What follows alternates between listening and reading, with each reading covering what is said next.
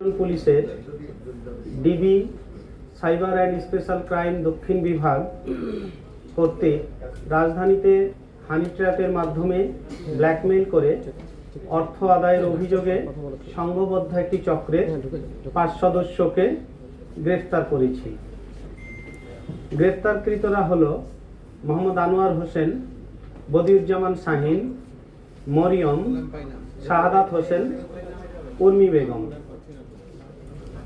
প্রিয় সাংবাদিক বৃন্দ, একটি বেসরকারি আর্থিক প্রতিষ্ঠানের একজন ঋণ বিতরণকারী কর্মকর্তা 15 এপ্রিল 2026 তারিখে ঋণ সংক্রান্ত কাজে রাজধানীর রামপুরা থানা দিয়ে গেলে এক নারীর সাথে সেখানে তার পরিচয় হয়। সেই নারী ঋণ গ্রহণে আগ্রহী বলে তার কাছে নিজের পরিচয় দেয় এবং এই ভুক্তভোগীর কাছ থেকে তার একটা ভিজিটিং কার্ড নেয়। পরবর্তীতে এই ভুক্তভোগীর সাথে ওই নারীর বেশ কিছুদিন মোবাইল ফোনে নিয়মিত কথা হতো এবং তাদের মধ্যে কথা বলতে বলতে একটা ঘনিষ্ঠ সম্পর্ক গড়ে ওঠে। পরে সেই নারী প্রস্তাব দেয় বনশ্রীর ইউনিটি হাসপাতালের সামনে দেখা করার জন্য। নির্ধারিত দিনে নির্ধারিত স্থানে পৌঁছানোর পর অন্য এক নারী এই ভুক্তভোগীকে কিছুক্ষণ পরপরই খুব অল্প সময়ের একজন লোক উপস্থিত হয়। তারা উপস্থিত হয়ে এই ভুক্তভোগীকে করে। এই ভিডিও ধারণ করার পরে তার মোবাইল ফোন, মানি ব্যাগ, নগদ অর্থ, ব্যাংকের এটিএম কার্ড, জাতীয় পরিচয়পত্র, ড্রাইভিং লাইসেন্স, মোটরসাইকেলের রেজিস্ট্রেশন সহ গুরুত্বপূর্ণ কাগজপত্র জোরপূর্বক ছিনাই নেয়। এরপরে আসামিরা ভুক্তভোগীর কাছে 3 লাখ টাকা চাঁদা দাবি করে এবং তার ব্যাংক হিসাব থেকে বিকাশ এবং উপায় অ্যাপ্লিকেশনের মাধ্যমে মোট 1,10,000 টাকা আত্মসাৎ করে। একই সাথে আপত্তিকর ভিডিও সামাজিক যোগাযোগ মাধ্যমে ছড়িয়ে দেওয়ার হুমকি দিয়ে বিভিন্ন সময়ে তাকে ব্ল্যাকমেইল করতে থাকে। একটা পর্যায়ে ভুক্তভোগী বাধ্য হয়ে খিলগাঁও থানায় 22 জুন 2026 তারিখে একটা মামলা দায়ের করে।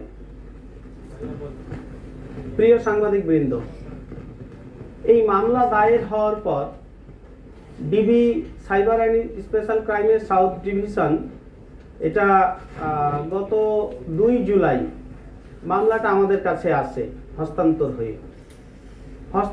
হয়ে আসার পরে আমরা প্রাথমিক তদন্ত শেষ করে 3 জুলাই দিবাগত রাতে সারা রাত ধরে আমরা রাজধানীর সবুজবাগ, বাড্ডা এবং খিলগাঁও এলাকায় সমন্বিত অভিযান পরিচালনা করি।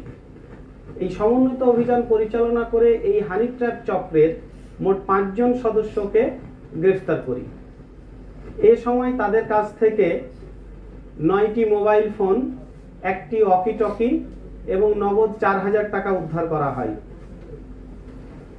তো আমরা তাদের কাছ থেকে এই জব্দকৃত ডিভাইসগুলো পর্যালোচনা করে প্রাথমিক তদন্তে যেটা পেয়েছি যে এই চক্রটা একই কৌশলে একাধিক ব্যক্তিকে ফাঁদে ফেলে নির্যাতন এবং আপত্তিকর ছবি ও ভিডিও ধারণ করে। এই আলামতগুলো এই ডিভাইসগুলো থেকে আমরা পেয়েছি এবং এই সব তথ্যের ভিত্তিতে সম্ভাব্য আরও ভুক্তভোগী এবং এই অপরাধ চক্রের সাথে জড়িত আরও যারা আছে তাদেরকে শনাক্ত করার জন্য আমাদের তদন্ত চলমান রয়েছে।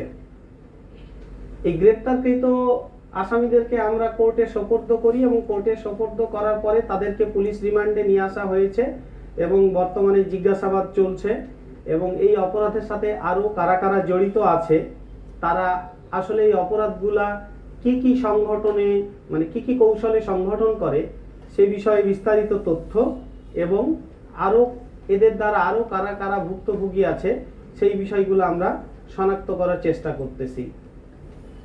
তো দেশবাসীর কাছে আমাদের অনুরোধ যে এই ধরনের অপরিচিত ব্যক্তির সাথে বা অপরিচিত নারীর সাথে পরিচয় হয়ে যোগাযোগ স্থাপনের সময় সর্বোচ্চ সতর্কতা অবলম্বন করতে, সচেতনতা অবলম্বন করতে, এবং কেউ যদি এই ধরনের ভুক্তভোগীর শিকার হয় তাহলে তারা সাথে সাথে যেন আইন শৃঙ্খলা বাহিনীর কাছে এটা অবহিত করে, পুলিশের কাছে অবহিত করে। আমাদের কাজের একটা অভিজ্ঞতা থেকে আমরা দেখেছি যে ভুক্তভোগীরা সামাজিক কারণে এবং নিজেদের আত্মসম্মানের কারণে এই ভিক্টিমাইজ হওয়ার পরেও তারা পুলিশের কাছে যেতে চায় না। এমনকি অনেক সময় আমরা আইডেন্টিফাই করলেও তারা কোনো অভিযোগ দায়ের করতে চায় না বা মামলা দায়ের করতে চায় না। তো এইটা না করলে আলটিমেটলি দিন শেষে কিন্তু অপরাধীরা উৎসাহিত হয় এবং তাদের অপরাধমূলক কর্মকাণ্ড চালিয়ে যায়। এই জন্য আমার মেসেজ হলো যে সর্বোচ্চ সচেতন থাকার জন্য অপরিচিত লোকের সাথে মোবাইল ফোনে বা সোশ্যাল মিডিয়াতে বা অন্য কোনোভাবে পরিচয়ের সূত্র ধরে ফ্ল্যাটে বা অন্য কোথাও যাওয়া, এবং কেউ কোনোভাবে যদি ভিক্টিমাইজ হয়ে যায় সাথে সাথে পুলিশকে ইনফর্ম করা।